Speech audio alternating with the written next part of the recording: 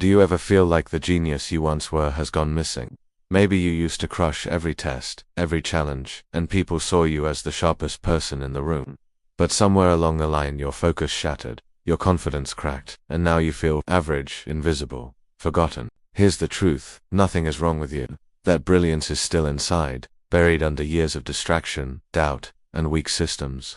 In this video, I'm going to reveal 5 proven psychological principles that can help you reclaim your edge, reignite your focus, and rebuild yourself into a force people can't ignore. But listen, don't just watch this passively. If you can't stay locked in for 11 minutes, then this comeback might not be for you.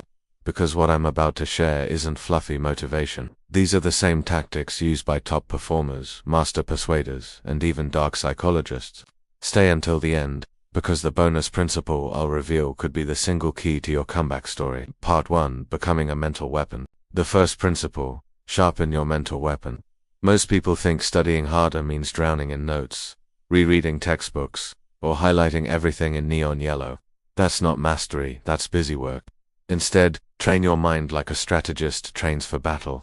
One of the most powerful tools is Parkinson's Luther idea that tasks expand to fill the time you give them. If you set aside 4 hours to prep for a test, your brain will crawl and procrastinate, using all 4 hours. But if you force yourself to master the same material in 90 minutes, you'll focus with laser precision. Think of it like combat. A warrior with limited time fights harder, sharper, and smarter. That's exactly what you need to do with your mind. Cut your time limits in half, write faster, solve problems quicker, watch how your brain adapts. Part 2. The doable mindset. Second principle: shift into the doable mindset. Your brain lies to you. Every time you see a challenge, an exam, a business idea, or even a tough conversation, your brain screams, "It's too hard, don't even try." That's weakness. That's programming designed to keep you safe, not successful. So here's the reframe. Instead of saying "this is impossible," train yourself to say, "This is doable." Doable doesn't mean easy, it means possible. And once your brain accepts that something is possible, momentum begins.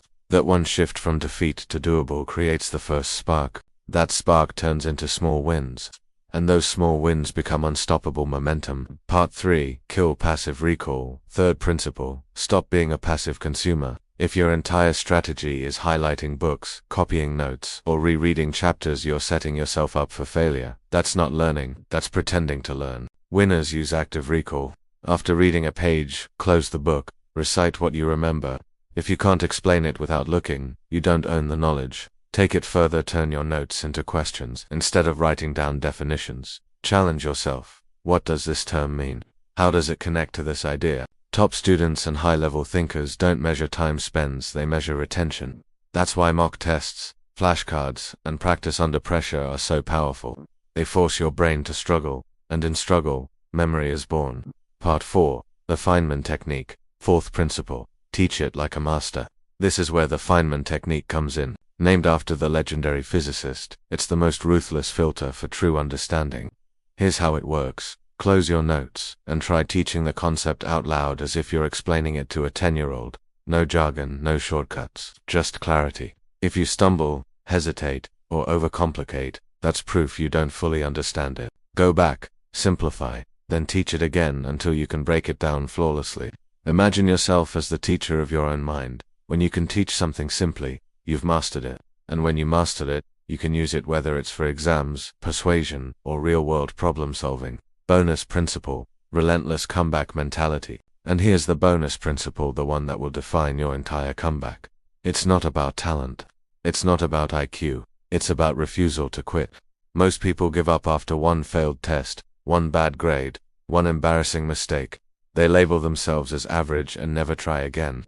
That's why they stay stuck. But the people who rise, the people who shock everyone with their comeback, are the ones who keep hammering even when no one believes in them. You've been underestimated. You've been written off. But that's exactly what makes this moment so powerful. You're not starting from zero, you're starting from experience, from pain, from hunger. So the choice is yours: stay invisible, or fight back and write the greatest comeback story of your life.